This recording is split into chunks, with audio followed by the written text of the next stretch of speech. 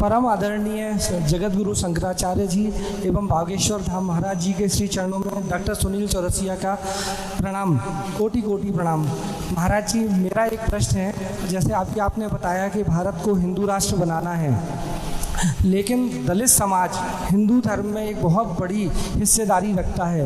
ये दलित समाज, लेकिन ये अब हम पिछले कुछ वर्षों में देख रहे हैं कि दलित समाज हिंदू धर्म से विमुख होता जा रहा है और ये बौद्ध धर्म अपनाता जा रहा है। तो आप इसके लिए कुछ करने की कृपा करें, मेरा आपसे आग्रह है।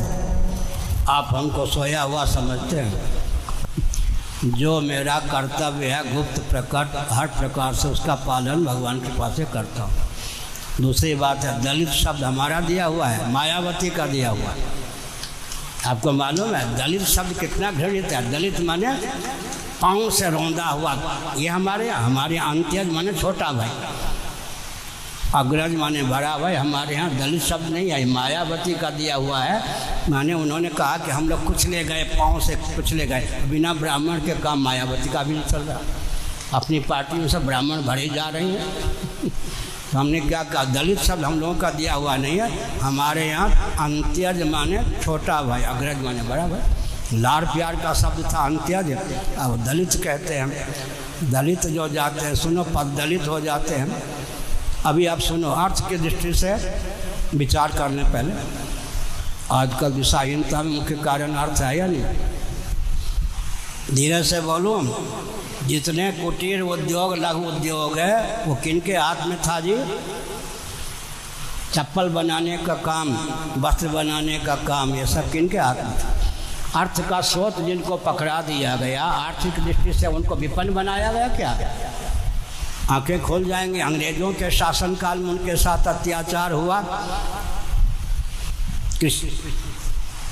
मुसलमानों के शासनकाल में उनके साथ अत्याचार हुआ।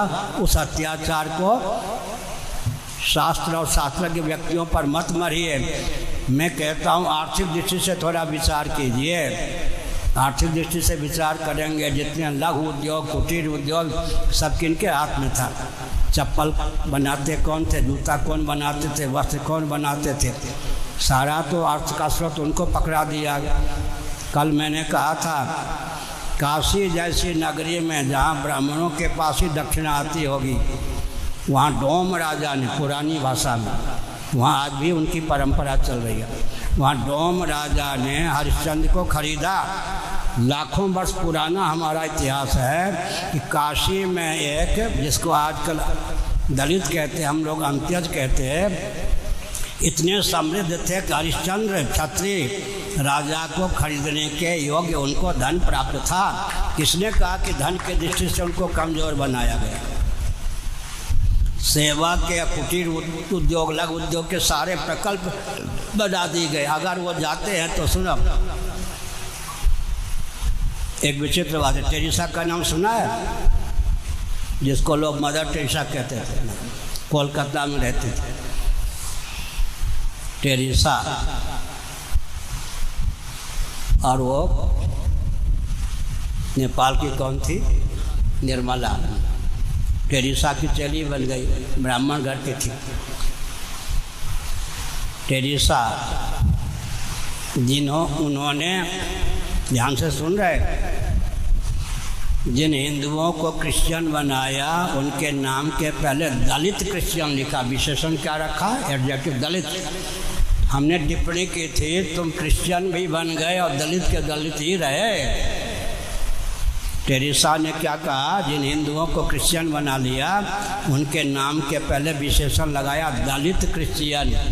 तो हानि चौबे गए, छब्बे होने डूबे भी नहीं रहे।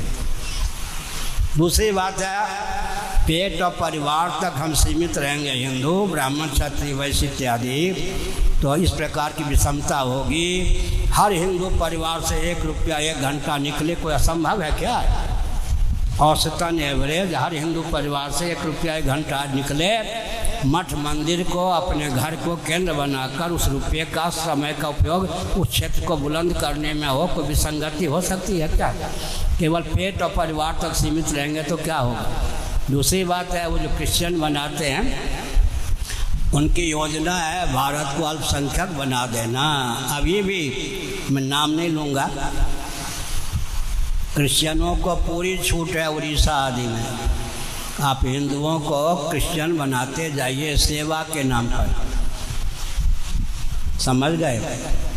धन लूटते हैं नेता और क्रिश्चियनों को अवसर देते हैं हिंदुओं को क्रिश्चियन बनाने का। हिंदुओं को अल्पसंख्यक बना लेंगे तो अल्पसंख्यक हिंदू जो बहुसंख्यक हो जाएंगे, आपको वोट देंगे क्या? अपने पाँव पर ये नेता को कुठाराघात कर रहे हैं। गरीब पालते हैं, गरीबी पालते हैं राजनेता और लाभ उठाते हैं क्रिश्चियन का। मिली भगत है या नहीं? हमारे पूज्य गुरुदेव स्वामी श्री करपात्री जी महाभाग का देहावसान हुआ।